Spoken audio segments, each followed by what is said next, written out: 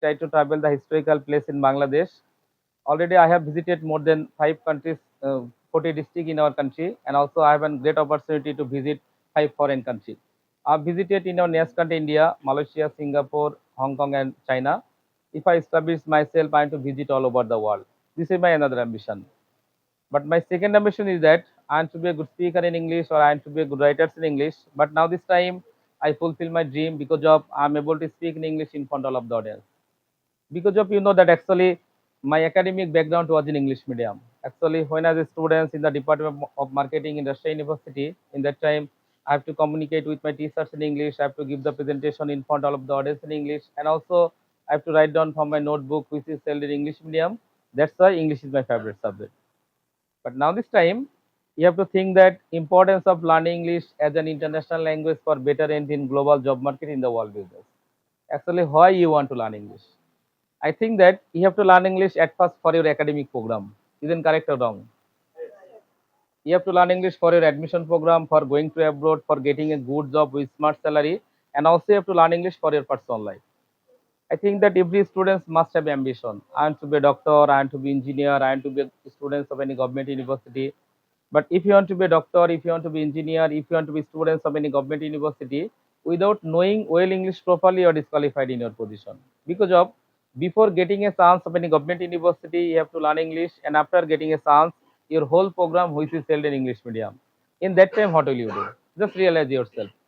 Not only for that, but also after completing your graduation program, you have ambition. I want to be a doctor, I want to be engineer, I want to be a BCS cadre, I want to go abroad for getting a good job with smart salary.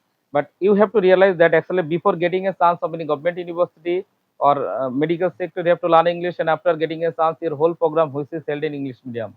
In that time, what will you do? That's why from today, I want to discuss in front of all of you about some lesson which is so much important for your academic program. Can you understand or not? সবাই কি কথা বুঝতে পারছেন? বলতে পারেন কয়জন, একটু হাতে টান দেখি। কে কে ইংলিশ স্পিকিং করতে পারেন? ফ্রি হ্যান্ড রাইটিং লিখতে পারেন কতজন? কেউ লিখতে পারেন ফ্রি হ্যান্ড রাইটিং? তাহলে এই যে ক্লাস 1 থেকে মাস্টার্স বা এই যে 1 থেকে 12 ক্লাস চলে আসছেন, এত প্রাইভেট পড়া লাগে কেন বলেন? এত কেন প্রাইভেট পড়তে হয়? একটা ল্যাঙ্গুয়েজ শিখতে সময় লাগে 3 মাস। কয় মাস? তাহলে আপনি 12 বছর ধরে শিখে কেন পারতেছেন না? What is the reason? কার কাছে কি প্রবলেম মনে হয় আমি আগে এটা শুনতে চাই। এরপরে পড়াবো দেখি ইনশাল্লাহ। বলেন আপনাদের কাছে কি প্রবলেম মনে হয়, যে কেন ইংলিশে ভয় পাই আমরা? What is the reason? হ্যাঁ, তারপরে আপনাদের কাছে এই এই সাইডে কার কাছে কি প্রবলেম মনে হয়? আগে তো প্রবলেম শুনবো, তারপরে কি সলিউশনে আসবো নাকি? গ্রামারের প্রবলেম। তারপরে আপনাদের কাছে এই ভেড়া মারাতে যতদিনই ক্লাস নিছি শুধু দেখি মেয়েরা বেশি, ছেলেরা কম, কারণটা কি? হ্যাঁ, তবে চান্সও পাই মেয়েরাই ভেড়া মার থেকে বেশি। আমাদের গত বছরের ব্যাচের ম্যাক্সিমাম স্টুডেন্ট ভালো যায়। ঢাকা ইউনিভার্সিটি মানে 8 জন চান্স পেয়েছে এইবার আমাদের ব্যাচে। আমি নাসির স্যারের ওখানে ক্লাস নিই, তো নাসির স্যারের ওখানে দীর্ঘদিন ক্লাস নিয়ে দিচ্ছে। আর এদিকে আসা হয় কম, তো মানে নিজের স্টুডেন্ট অনেক, ওগুলা পড়াইতে পড়াইতে জীবন ইয়ে হয়। তারপরে বইটা লিখি, তো বই আছে আমার বাজারে 6টা। আর আমি বেসিক্যালি আইএলটিএস করাই বেশি, আইএলটিএস স্পোকেন, তারপর পিটি যারা দেশের বাইরে যেতে চাই এই কোর্সগুলো করাই, অ্যাডমিশন ইংলিশ, ইন্টারমিডিয়েট ইংলিশ এগুলো পড়াই, বুঝছো? যার কারণে এদিকে আসা হয় বাড়ির কাছে, যদিও তারপরেও আসা হয় না তেমন। আমার বাসা ঈশ্বর দিতে। তো বিষয়টা হচ্ছে যে আমরা আজকে সময় তো আছে নাকি, তাহলে আমি 2 থেকে 3টা টপিক পড়াবো ইনশাল্লাহ, যদি সময় থাকে। কারণ এরপর তো কারো খাওয়া দাওয়ার তো টেনশন নাই, আর এরপর তো কোনো ক্লাসও নাই। এই জন্য একটু বেশি টাইম নেবো, ওদের একটু কম টাইম নিয়ে পড়াইলাম আর কি, তোমাদের একটু বেশি টাইম নিয়ে পড়াবো ইনশাল্লাহ। তো বিষয়টা হচ্ছে একটু আগে কি সাধারণ জ্ঞান ক্লাস হয়েছে না? হ্যাঁ, ইস্পা পড়াইছে, ইস্পা নাকি? হ্যাঁ, সক্রেটিস, অ্যারিস্টটল, আলেকজান্ডার, অ্যারিস্টটল নাকি? যে যার আগে সে তার শিক্ষক, যে যার পরে সে তার ছাত্র নাকি? তাহলে দা হিস্ট্রি অফ সক্রেটিস এই বইয়ের লেখকের নাম কি? দা হিস্ট্রি অফ সক্রেটিস এই বইয়ের লেখকের নাম কি? Plato, Plato. কারণ গুরুর প্রতি শিক্ষকের ভালোবাসার কারণে কিন্তু বইটা যখন অসমাপ্ত করে মারা যায়, তখন কিন্তু এই বইটার দায়িত্ব নেই কে? প্লেটো। এবং এই বইটা সে সমাপ্ত করে, এজন্য এই বইয়ের লেখকের নাম হচ্ছে কি? প্লেটো। পিতে কি? প্লে। তাহলে খেলার জনক কে? তাহলে প্লে বা প্লেটো এরা কোন দেশে জন্মগ্রহণ করছে? তাহলে প্রথম অলিম্পিয়াড এয়ারলাইন্স কোন দেশে আবিষ্কার হয়? সবগুলো কি গ্রিসে হয় না? আমরাও সাধারণ জ্ঞানও পড়াই, ইংলিশও পড়াই, কিন্তু আমি সাধারণ জ্ঞান ক্লাস নেই না। পাশা স্যার আছে আমাদের ওখানে, একসঙ্গে আমরা ইয়ে করি তো। তো যাক, আমি ইংলিশে ক্লাস নেবো ইনশাল্লাহ। তো এই যে আমি আপনাদেরকে একটা কথা বলছিলাম যে আসলে আমরা কেন ইংলিশে এত উইক, আসলে কারো কোনো অপশন বা কোনো অপিনিয়ন নাই? ভকেবুলারি, এটা মোস্ট ইম্পর্টেন্ট একটা কথা। যে mainly vocabulary, lack of vocabulary. দ্বিতীয় কথা হচ্ছে এক্সারসাইজ, প্র্যাকটিস, এগুলো আমাদের কারোরই নাই, তাই না? আর দ্বিতীয়ত যে গতানুগতিক নিয়মে পড়েন, এই গতানুগতিক নিয়মে পড়ে অন্তত এই এই মিনিস্ট্রির আন্ডারে পাশ করা খুব কঠিন। এই যে হচ্ছে হেলিকপ্টার মিলন আসতেছে আর কি, ঠিক আছে? এই তো যে করা, আমরা ওর সময় পরীক্ষা দিচ্ছি আমরা জানি। তখন রাজশাহী বোর্ডে এ প্লাস ছিল 7 জন 2008 সালে। আমরা যেবার পরীক্ষা দিই ওটা তো ওর লাস্ট ইয়ার ছিল। ওইবার 2008 সালে রাজশাহী বোর্ডে এ প্লাস পায় 7 জন। হ্যাঁ, এসএসসি এইচএসসি তে। আর আমাদের গভর্নমেন্ট কলেজ থেকে পাশের ছিল 33%, ঈশ্বরদী গভর্নমেন্ট কলেজ। মানে মেজরিটি পার্সেন্ট নাকি সব ফেল। মানে তখন পাশ করা ছিল একটা চ্যালেঞ্জের ব্যাপার, যে পাশ করবে কিভাবে স্টুডেন্ট। আর এই তো লাস্ট গুলাতে তো এ প্লাস, সবাই গড়ে এ প্লাস। এবার দেখবো আবার কমে গেছে কত, পাশের হাত দেখবো 58-60% চলে আসবে এই বছর থেকে আর কি। আচ্ছা যাই হোক, দেখো, আচ্ছা আমার সঙ্গে এবার কথা বলতে হবে। আচ্ছা বলেন তো, এই আল্লাহর দুনিয়াতে আগে ভাষা সৃষ্টি হয়েছে নাকি গ্রামার সৃষ্টি হয়েছে, কোনটা? বলেন, ভাষা না গ্রামার? তাহলে আমরা বাংলা ভাষাভাষী মানুষ আগে বাংলা ভাষা শিখছি না বাংলা গ্রামার শিখছি? কি শিখছি বলেন তো? ভাষা শিখছি, তারপর কি শিখছি? আচ্ছা বলেন তো, এই গ্রামারটা আমরা কেন শিখি?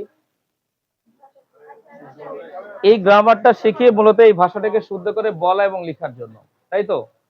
তাহলে এবার বলেন, আমাদের পার্শ্ববর্তী দেশ ইন্ডিয়া, এরা আসলে হিন্দি শিখে না হিন্দি গ্রামার শিখছে? আগে হিন্দি না হিন্দি গ্রামার? সৌদি আরবের মানুষ আগে আরবি শিখছে না আরবি গ্রামার শিখছে? তাহলে বলেন তো, ইংরেজরা কি করছে? আগে কি শিখছে? ইংরেজি, তারপর কি শিখছে? আচ্ছা বলেন, এটা কতটুকু সত্য? এই কথাটা কতটুকু সত্য যে সারা পৃথিবীর মানুষ আগে শিখছে ভাষা, তারপর শিখছে কি? এটা কতটুকু সত্য বলেন তো? এটা 100-এ 100 সত্য। কেন সত্য? কারণ হচ্ছে ভাষা হচ্ছে গড গিফটেড, আল্লাহ প্রদত্ত। আর গ্রামার হচ্ছে মানুষের তৈরি। এই ভাষাকে রিসার্চ করে গ্রামার তৈরি করা হয়েছে, গ্রামারকে রিসার্চ করে কিন্তু ভাষা তৈরি করা হয়নি। তাহলে এখন আপনি বলেন, আপনি আল্লাহর জিনিস আগে শিখবেন না মানুষের তৈরি জিনিস আগে শিখবেন? তাহলে সারা পৃথিবীর মানুষ কি তাই করছে না? কি তাই করছে কি করে নাই? যদি তাই করে, তাহলে এবার আপনি বলেন তো, ইংরেজি এটা ভাষা না গ্রামার? বলেন, এটা ভাষা না গ্রামার? তাহলে আমরা বাঙালিরা জন্মের পর থেকে কি শিখছি? তাহলে আমার প্রশ্ন হচ্ছে, তোমার তো ভাষাগতই কোনো দক্ষতা নাই, তুমি গ্রামার দিয়ে কাকে শুদ্ধ করবা? যেখানে সারা পৃথিবীর মানুষ আগে শিখছে কি, তারপর শিখছে কি?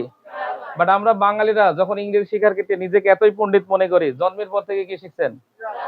আপনি তো ভাষাই জানেন না, গ্রামার কার উপরে অ্যাপ্লাই করবেন বলেন?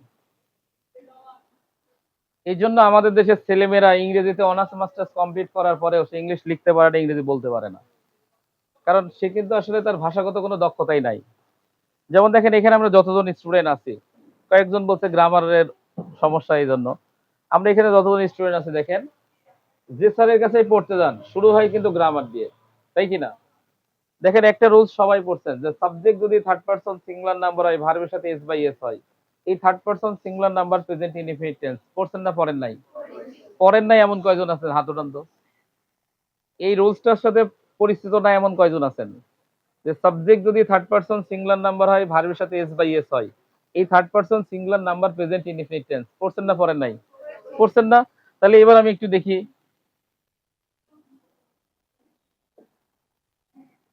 আমি কিন্তু আইকিউ টেস্ট করতেছি, পড়ানো শুরু করিনি আর কি। কয়টা শব্দ লিখছি? 4টা, তাই না? এই তুমি বলো তো, এখানে কোনটা সিঙ্গুলার কোনটা প্লুরাল? বসেই বলো, দাঁড়ানোর দরকার নেই, বসেই বলো। মানে কোনটা সিঙ্গুলার কোনটা প্লুরাল? তুমি প্লুরাল। আর পেন আর পেন্সিলের মধ্যে? ওকে, থ্যাংক ইউ। তারপরে এই তুমি বলো তো, তুমি, হ্যাঁ, হ্যাঁ, কোনটা সিঙ্গুলার কোনটা প্লুরাল বলো তো? আর ইটস, আর পেন আর পেন্সিলের মধ্যে? ওকে, থ্যাংক ইউ। তারপরে ইউ, আপনি, আর পেন আর পেন্সিলের মধ্যে? তুমি বলো তো।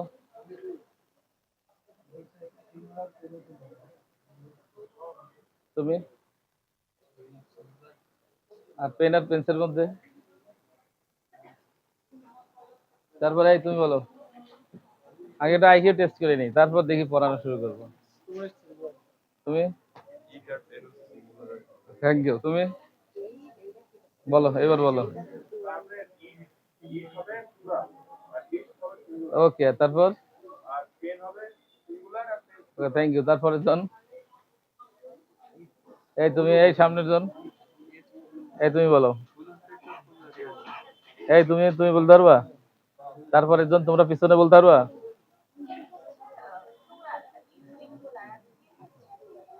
ওকে, থ্যাংক ইউ। তারপর তুমি?